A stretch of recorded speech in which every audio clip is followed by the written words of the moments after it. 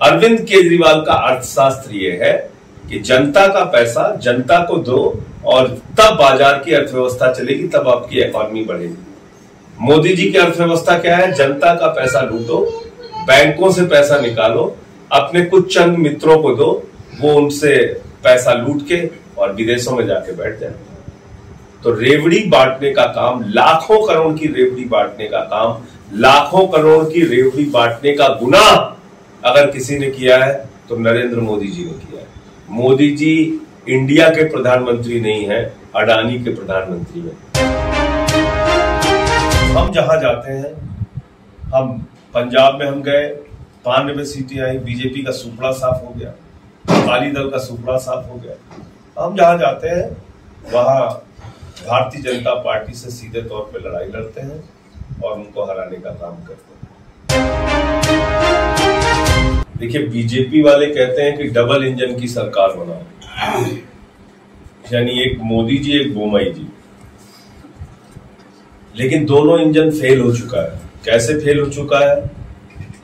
एक सरकार जो मोदी जी की चल रही है वो देश की संपत्तियां बेच रही है, रेल, सेल, कोयला, गैस, बिजली, पानी, सड़क, LIC, बैंक, सब कुछ बेच रही है और एक ही व्यक्ति के नाम सब कुछ नीलाम कर रही है, अडानी के नाम। कोयला अडानी का, गैस अडानी का, सी पोर्ट अडानी का, एयरपोर्ट अडानी का, बिजली अडानी का, पानी अडानी का, सड़क अडानी का, स्टील अडानी का, सीमेंट अडानी का। 2.5 लाख करोड़ रुपए का कर्जा उसको दिया, 86,000 करोड़ का कर्जा उसको माफ किया। तो इस देश का नौजवान अगर अनएम्प्लॉयड है, उसको नौकरी चाहिए तो सरकार कहती है पैसा नहीं। किसान को उसके फसल का दाम चाहिए तो सरकार कहती है पैसा नहीं। माताओं बहनों को और सबको कहना होता है कि भाई महंगाई कम कर दो, तो कहते हैं सरकार के पास पैसा नहीं। तो पैसा जा कहां रहा है? जनता का पैसा अडानी के पास जा रहा है। भारत के 14 प्रधानमंत्रियों ने 55 लाख करोड़ रुपए का कर्जा लिया, अकेले नरेंद्र मोदी ने 85 लाख करोड़ रुपए का, 85 लाख करोड़ पिछले 8 साल 9 साल के अंदर मोदी जी ने कर्जा लिया। तो मोदी जी कर्ज लेते हैं, कर्ज लेके अपने दोस्तों को बांटते हैं और उसी से अपनी सरकार और सत्ता चलाते हैं। देश की राजनीतिक सत्ता को कायम रखने के लिए आर्थिक सत्ता अडानी के माध्यम से वो खड़ी करते हैं। अब यहां कर्नाटक में आ जाइए तो यहां 40% कमीशन की सरकार चल रही है। तो दोनों इंजन फेल हो चुका है।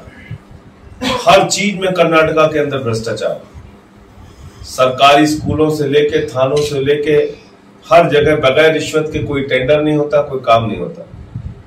तो अगर ये राजनीति की गंदगी साफ करनी है, 75 साल से इकट्ठा जो राजनीति का कचरा है उसको अगर साफ करना है तो उसके लिए झाड़ू चलानी पड़ेगी। और दीपक जी हमारे कैंडिडेट हैं, बहुत ही योग्य, पढ़े लिखे, अच्छे कैंडिडेट हैं। इनको आम आदमी पार्टी ने अपना उम्मीदवार बनाया है। आम आदमी पार्टी पढ़े लिखे लोगों की पार्टी है। तो मैं यही उम्मीद करूंगा और अपील करूंगा कि इनके क्षेत्र की जनता झाड़ू पर बटन दबाए 10 तारीख को, इनको यहां से जिताए। और जो वादे हमने किए हैं वो सिर्फ वादे नहीं होते, गारंटी होती है। सत्ता में आए तो खुद पूरा करेंगे, नहीं आए तो सरकार से पूरा कराएंगे, उसके लिए लड़ाई करेंगे। तो ये मोटे मोटे तौर पर मुझे कहना था। कांग्रेस पार्टी की जहां तक बात है, कांग्रेस पार्टी ने कर्नाटका के लोगों को, देश के लोगों को समय समय पर धोखा दिया और जिसके कारण से बीजेपी सत्ता में आई। आज अगर बीजेपी सत्ता में है तो इसके लिए अगर सबसे ज्यादा कोई जिम्मेदार है तो कांग्रेस पार्टी है। कांग्रेस पार्टी इनसे नहीं लड़ सकती। हमने 3 बार बीजेपी को दिल्ली में हराया। हमने 15 साल का बीजेपी का शासन MCD से उखाड़ कर फेंका। हम गुजरात गए तो वहां में 14% वोट मिला। 27 साल से कांग्रेस वहां हार रही है गुजरात के अंदर, 27 साल से। इस बार हम गए, 14% वोट लेके आए, 5 हमारे विधायक आए। अगली बार वहां भी हरा देंगे बीजेपी को। तो हम जहां जाते हैं, हम पंजाब में हम गए, 92 सीटें आई, बीजेपी का सुपड़ा साफ हो गया, अकाली दल का सुपड़ा साफ हो गया। हम जहां जाते हैं वहां भारतीय जनता पार्टी से सीधे तौर पे लड़ाई लड़ते हैं और उनको हराने का काम करते हैं। दीपक भाई को लोग झाड़ू पर वोट दें, ऐसी मैं अपील करता हूं। सर अभी जिस तरह से आम आदमी पार्टी का प्रणाली कब रिलीज होता है, बीजेपी गंभीर तरफ से आरोप करते हैं वो देश की आर्थिक व्यवस्था को डैमेज करने वाला प्रॉमिस है आम आदमी पार्टी का, बोलिए बोलते उस तरफ क्या बात करते हैं? हाँ, तो देखिए आप ना, क्या बिल्कुल सही आपने सवाल किया। अडानी को भारत के 6 एयरपोर्ट नियम बदल के दे दिए गए। किसका एयरपोर्ट बना, किसके पैसे से बना? हमारे आपके टैक्स के पैसे से। अडानी को 6 कोल ब्लॉक सुप्रीम कोर्ट ने रद्द किया, बावजूद इसके दे दिया गया। किसका नुकसान हुआ? इस देश की जनता का। सीपोर्ट अडानी को, एयरपोर्ट अडानी को, स्टील, सीमेंट, कोयला, गैस, सब कुछ एक आदमी को। तो रेवड़ी किसको बांट रहे हैं? मोदी जी अडानी को। नीरव मोदी कितना पैसा लेके भागा? 20,000 करोड़। मेहुल चौकसी कितना लेके भागा? 20,000 करोड़। नीरव मोदी, ललित मोदी कितना लेके भागा? 3,000 करोड़। नितिन संदेशरा कितना लेके भागा? 6,000 करोड़। तो नरेंद्र मोदी जी के जो मित्रों हैं उन्हीं को तो रेवड़ी बांट रहे हैं। हम क्या कर रहे हैं? हम कह रहे हैं ये लूट का पैसा, ये लूट का माल, इसको पकड़ो। 11 लाख करोड़ रुपए चंद पूंजीपतियों का मोदी जी ने माफ किया। ये रेवड़ी नहीं है, ये रेवड़ी नहीं है। 11 लाख करोड़ रुपए हो तो इस मुल्क के नौजवानों को कितनी नौकरियां दी जा सकती हैं, कितने स्कूल बनाए जा सकते हैं, कितने अस्पताल बनाए जा सकते हैं, कितने सड़कें। तो मोदी जी अपने कुछ दोस्तों को रेवड़ी बांटने का काम करते हैं। हम लोग इस देश की जनता को रेवड़ी बांटने का काम करते हैं। जनता का पैसा जनता के लिए सदुपयोग में लाते हैं और मुनाफे का बजट भी देते हैं। मोदी जी ने तो 85 लाख करोड़ अकेले कर्जा लिया। केजरीवाल ने कोई कर्जा लिया? 8 साल से मुनाफे का बजट दे रहे हैं अरविंद केजरीवाल सारा काम करके।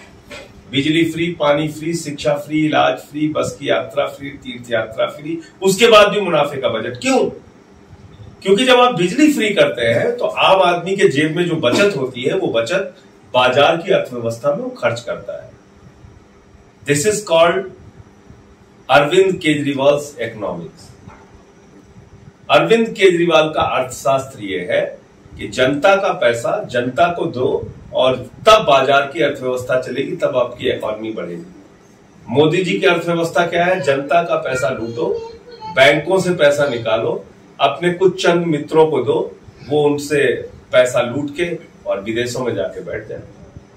तो रेवड़ी बांटने का काम, लाखों करोड़ की रेवड़ी बांटने का काम, लाखों करोड़ की रेवड़ी बांटने का गुनाह अगर किसी ने किया है तो नरेंद्र मोदी जी ने किया है। मोदी जी इंडिया के प्रधानमंत्री नहीं है, अडानी के प्रधानमंत्री हैं, उसी के लिए काम करते हैं दिन रात। और ये बात मैं पूरी जिम्मेदारी से बोल रहा हूँ। अभी कर्नाटक में देखें तो इन इलेक्शन के मूवमेंट में बहुत दिग्गज लोग अभी आम आदमी पार्टी को छोड़े। कर्नाटक में आम आदमी क्यों सफल नहीं हो रहे सर? अभी भास्कर राव भी रिसेंट में आप आम आदमी से इतना कह रहे हैं सफल होने की बात। अरे भाई, 3 बार हमने दिल्ली में सरकार बना ली, पंजाब में हमने 92 सीटें लेके सरकार बना ली, गुजरात में हमें 14% वोट मिला, 5 विधायक बने, गोवा में हमें 6.5% वोट मिला, 2 विधायक बने। 10 साल में राष्ट्रीय पार्टी बनने का गौरव आम आदमी पार्टी को मिला। कर्नाटक के बारे सुन तो लो, आम आदमी पार्टी को, यह मुल्क 140 करोड़ लोगों का है, बहुत बड़ा देश है। एक साथ आप पूरे देश में विस्तार नहीं कर सकते।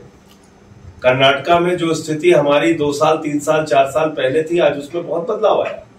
इस इलाके में कौन उम्मीद कर सकता था कि हमें कोई कैंडिडेट भी मिल जाएगा, कोई अपने घर में बिठा के पानी भी पिलाएगा? कोई उम्मीद कर सकता था? नहीं। दिल्ली से कितनी दूर है ये जगह, लेकिन यहां भी आज हमारे कार्यकर्ता हैं, टोपी पहन के निकल रहे हैं, प्रचार कर रहे हैं। दीपक भाई जैसे पढ़े लिखे लोग हमारे कैंडिडेट हैं। तो वक्त लगता है, इससे निराश नहीं होना चाहिए। और बाकी कुछ जिम्मेदारी जनता के ऊपर भी होती है। हम तो अपना एजेंडा, अपना मुद्दा लेके जाते हैं। पब्लिक की भी रिस्पॉन्सिबिलिटी है। जैसे दिल्ली में, पंजाब में, गुजरात में बदलाव की शुरुआत हुई, कर्नाटक में भी हो। Thank you. सर, जिस तरह से आम आदमी पार्टी गुजरात में और पंजाब में जिस तरह से इलेक्शन में काम कर रही थी, जितना इंटरेस्ट दिखा थे, इस बार कर्नाटक में नहीं दिखा रही, क्या वजह है? ऐसा आपका सोचना गलत है। हम यहाँ पे भगवंत मान जी भी आके चुनाव प्रचार करके गए, मैं भी यहाँ पे आके चुनाव प्रचार कर रहा हूँ, हमारे कैंडिडेट्स चुनाव प्रचार में लगे हुए हैं।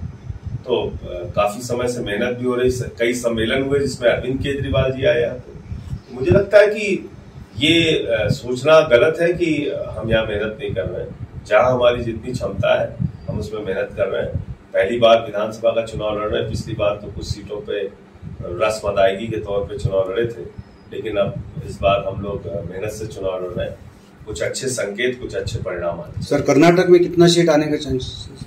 ये मैं नहीं तय कर सकता, ये कर्नाटक के लोगों के ऊपर है, वो हमें कितना आशीर्वाद देंगे, कितनी सीटें देंगे। सर, बीजेपी का जो हाईकमांड है, ईडी आईटी जो वगैरह इलाका रहता है ना, उसको दुरुपयोग करके सिसोदिया जैसा लोगों को दबाव डाल रहे, ऐसा उनका ऊपर आरोप डाल रहे। देखो, मैं उसके कुछ एग्जाम्पल देता हूँ।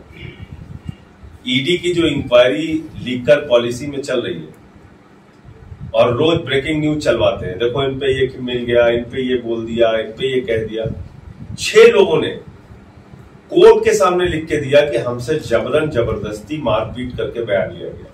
एक चंदन रेड्डी नाम का व्यक्ति है जिसके कान के दोनों पर्दे फाड़ दिए ईडी ने, और उसकी मेडिकल रिपोर्ट है, हाई कोर्ट में उसने केस किया। दूसरा,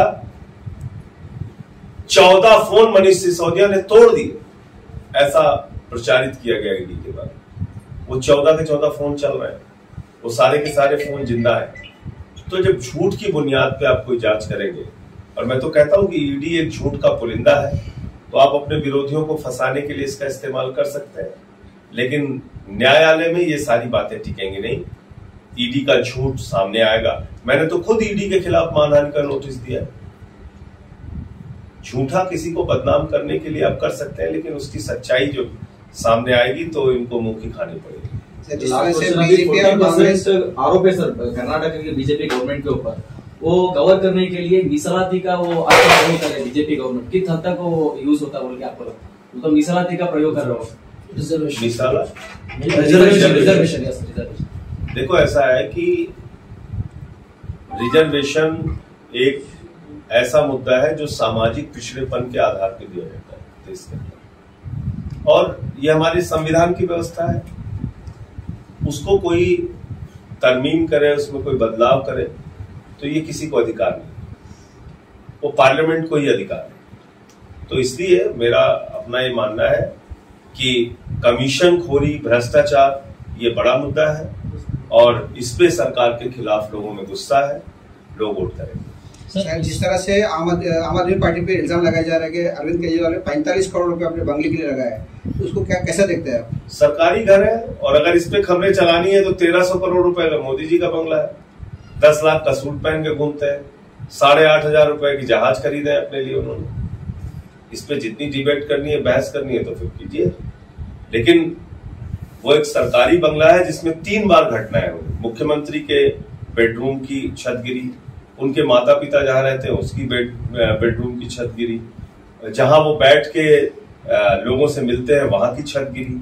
80 साल पुराना उनका घर था, पीडब्ल्यूडी वालों ने सजेस्ट किया कि नया घर बनना चाहिए, और उस नए घर को पीडब्ल्यूडी ने बनाया। ये पूरी कहानी है।